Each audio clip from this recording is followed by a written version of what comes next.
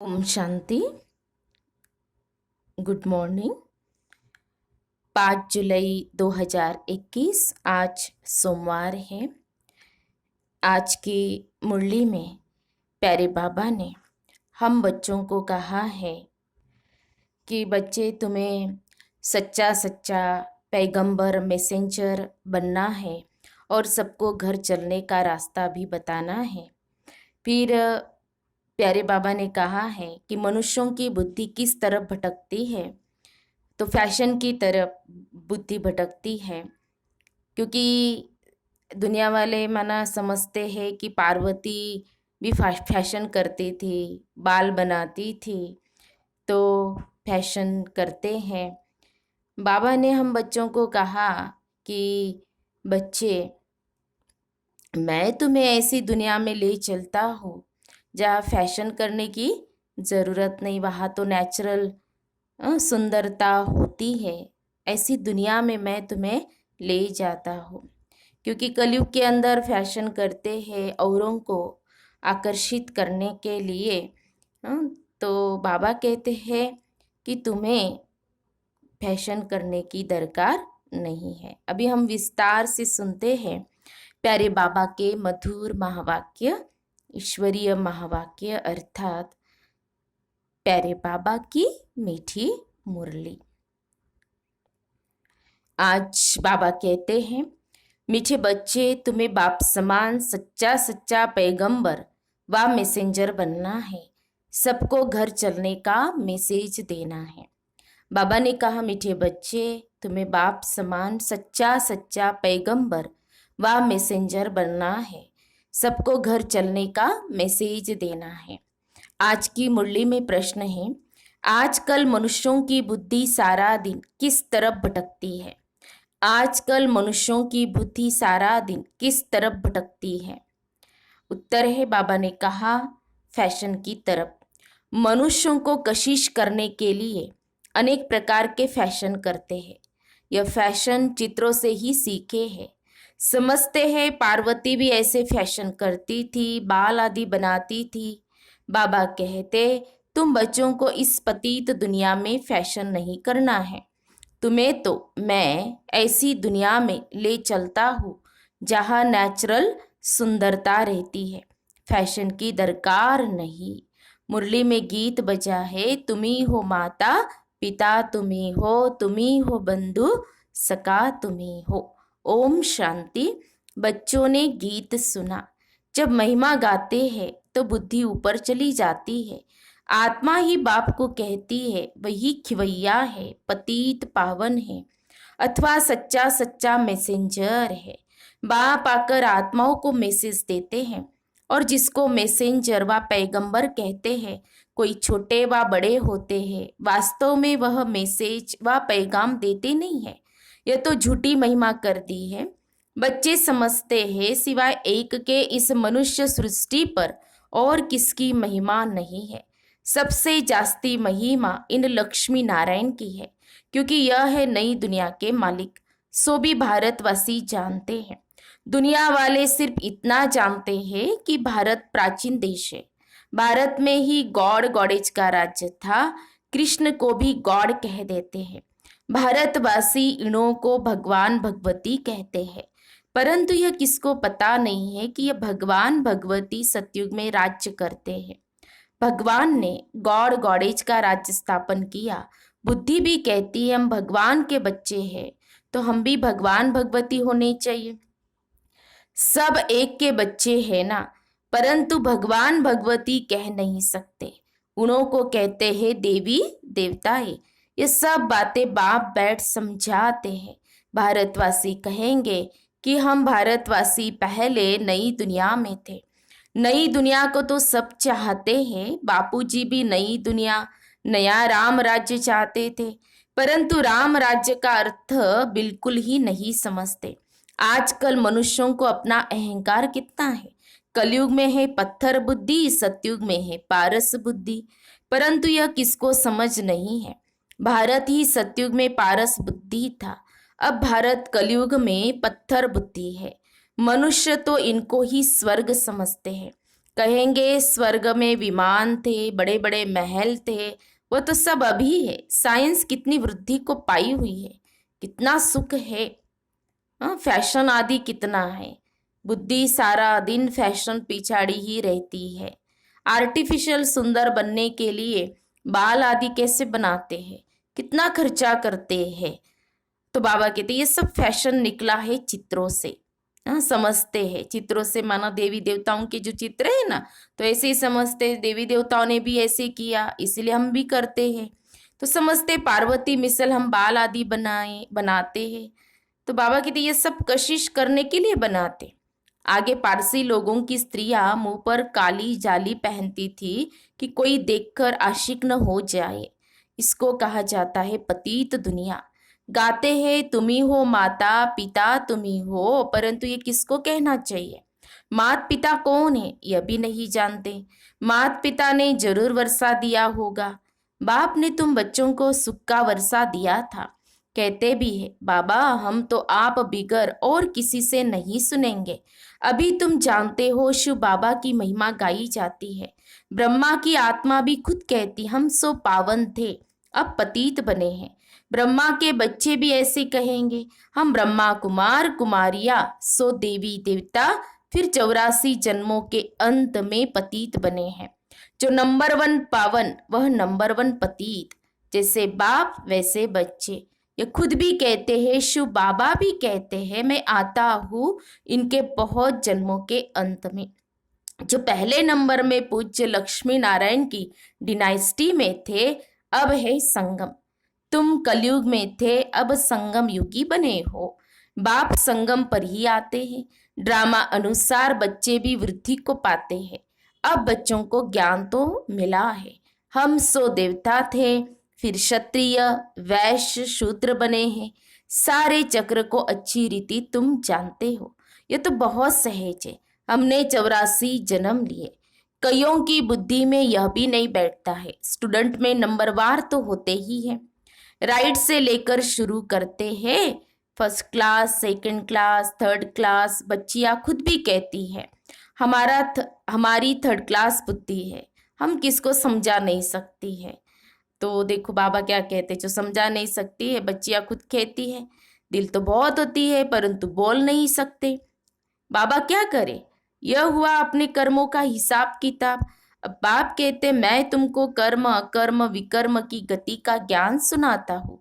कर्म करना है यह तो तुम बच्चे जानते हो। थर्ड क्लास बुद्धि वाले इन बातों को समझ न सके। यह है ही रावण राज्य, परंतु यह किसको पता नहीं। रावण राज्य में मनुष्य तो विकर्म ही करेंगे तो नीचे ही गिरेंगे। गुरु किया ही जाता है दुख की दुनिया में। सदगति के लिए ही गुरु करते हैं कि मुक्ति में ले जाए। वह है निर्वाण धाम, वाणी से परे स्थान। मनुष्य अपने को वानप्रस्थी कहते हैं, वह तो कहने मात्र है। वानप्रस्थियों की भी सभा होती है। सब कुछ मिल्कियत आदि बच्चों को देकर गुरु के पास जाकर बैठते हैं।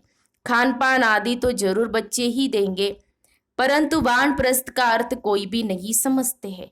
किसी की बुद्धि में यह नहीं आता कि हमको निर्वाण धाम में जाना है, अपने घर में जाना है। वह कोई घर नहीं समझते हैं, वह तो समझते हैं ज्योति ज्योत में समा जाएंगे। ज्योति ज्योत में माना आत्मा परमात्मा में समा जाएगी, ऐसे समझते हैं। लेकिन आत्मा परमात्मा में तो कभी लीन होती ही नहीं है ना। तो निर्वाण धाम तो रहने का स्थान है। आगे 60 वर्ष के बाद वानप्रस्थ लेते थे। यह जैसे कि कायदा था, अभी भी ऐसे करते हैं। अब तुम समझा सकते हो कि वाणी से परे तो कोई जा नहीं सकते। इसके लिए तो बाप को ही बुलाते हैं कि हे पतित पावन बाबा आओ, हमको पावन बनाकर घर ले चलो। मुक्ति धाम में आत्माओं का घर है। तुम बच्चों को सतयुग के लिए भी समझाया है, वहाँ कौन रहते हैं, कैसे वृद्धि होती है। आदमशुमारी का भी किसको पता नहीं है। राम राज्य में आदमशुमारी कितनी होंगी, बच्चे आदि कैसे जन्म लेंगे, कुछ भी नहीं समझते हैं। कोई भी विद्वान आचार्य पंडित नहीं जो इस ड्रामा के चक्र को कोई समझा सके। 84 लाख का चक्र हो कैसे सकता, कितनी रॉन्ग बातें हैं। बिल्कुल सूत ही मुंझा हुआ है। बाप समझाते, अभी तुम जानते हो। बाप ने कर्म अकर्म विकर्म का सारा राज समझाया है। सतयुग में तुम्हारे कर्म अकर्म हो जाते हैं, वहां कोई बुरा कर्म होता ही नहीं, इसीलिए कर्म अकर्म हो जाते हैं। यहाँ मनुष्य जो भी कर्म करते हैं वह विकर्म हो जाते हैं। अभी तुम बच्चे जानते हो, हम छोटे बड़े सबकी सारी दुनिया की वानप्रस्थ अवस्था है। सब वाणी से परे जाने वाले हैं। कहते हैं, हे पतित पावन, आओ हमको आकर पतित से पावन बनाओ। परंतु जब तक पावन नई दुनिया नहीं है, यहाँ पतित दुनिया में पावन तो कोई रह न सके। यह जो भी पतित दुनिया है सब खत्म हो जानी है। तुम जानते हो, हमको फिर नई दुनिया में जाना है। कैसे जाएंगे? यह सारी नॉलेज है। यह है नई नॉलेज, नई दुनिया, अमर लोक व पावन दुनिया के लिए। तुम अभी संगम पर बैठे हो। यह भी जानते हो, दूसरे जो भी मनुष्य है ब्राह्मण नहीं है, वह कलयुग में है। हम सब संगम पर है। लेकिन कौन? कि जो बाबा के बच्चे बने हैं, ब्राह्मण, सच्चे ब्राह्मण, और उनको बुद्धि में रहता है कि हम संगम पर है। ब्राह्मण नहीं है, वह कलयुग में है। हम सब संगम पर है, जा रहे हैं सतयुग में। बरोबर यह संगम युग है। वह तो है ये स्वर्ग, उनको संगम नहीं कहा जाता, संगम है अभी। यह संगम युग सबसे छोटा है। इसको लीप युग कहा जाता है, जिसमें मनुष्य पाप आत्मा से धर्म आत्मा बनते हैं। इसीलिए इसको धर्माऊ युग कहा जाता है। लीप युग, धर्माऊ युग, है ना, कहते हैं ना। इस युग में जो भी, जैसे व्यापारी लोग क्या करते, धर्माऊ निकालते हैं ना, अपना हिस्सा निकालते हैं अच्छे कर्म के काम के लिए, धर्म के लिए। तो धर्म, बाबा कहते हैं कि संगम युग है ही धर्माऊ युग। तो इसमें हमें क्या करना है? अपना सब कुछ सफल करना है, तन मन धन। कलयुग में सभी मनुष्य अधर्मी है, वहां तो सभी धर्मात्मा होते हैं। भक्ति मार्ग का कितना बड़ा प्रभाव है। ऐसी पत्थर की मूर्तियां बनाते हैं जो देखने से ही दिल खुश हो जाए। वह है पत्थर पूजा। शिव के मंदिर में कितना दूर दूर जाते हैं पूजा के लिए। शिव का चित्र तो घर में भी रख सकते हैं, फिर इतना दूर दूर क्यों भटकना चाहिए? यह ज्ञान अब बुद्धि में आया है। अब तुम्हारी आंख खुली है, बुद्धि के कपाट खुले हैं। बाप ने नॉलेज दी है। परम पिता परमात्मा इस मनुष्य सृष्टि का बीज रूप ज्ञान का सागर नॉलेज फूल है।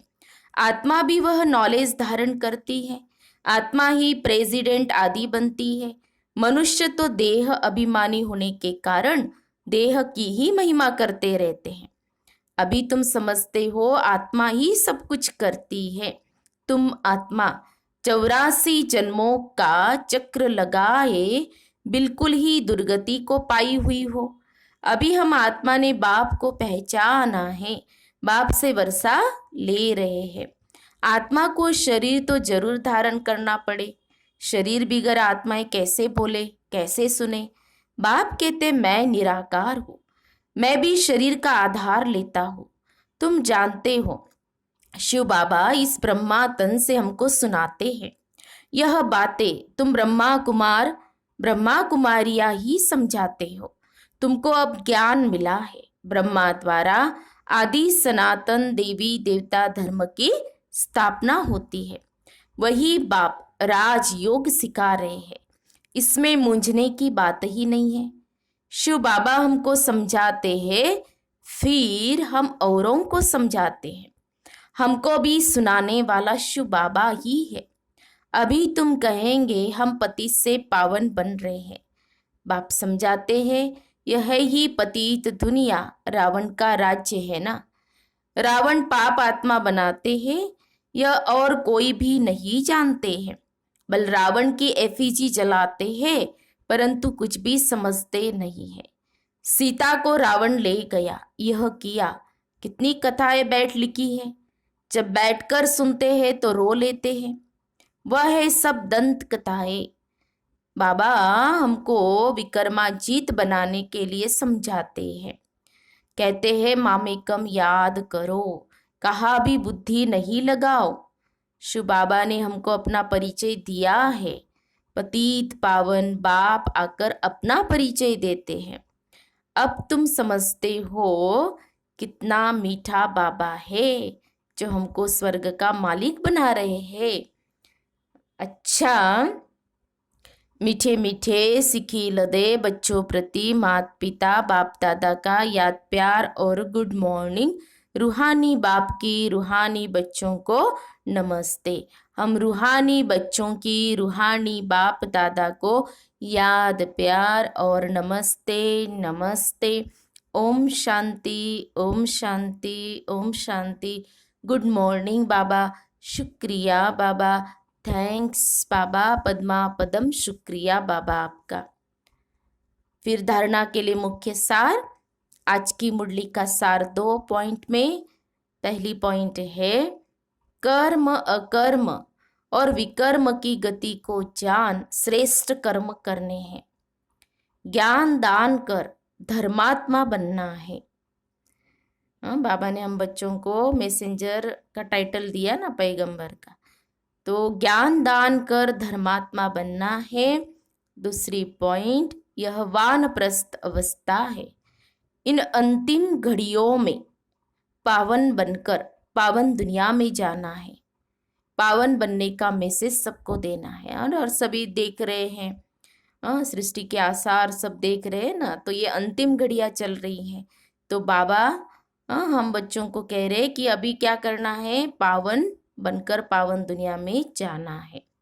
फिर प्यारे बाबा का वरदान है, घबराने की डांस छोड़ सदा खुशी की डांस करने वाले मास्टर नॉलेजफुल भव।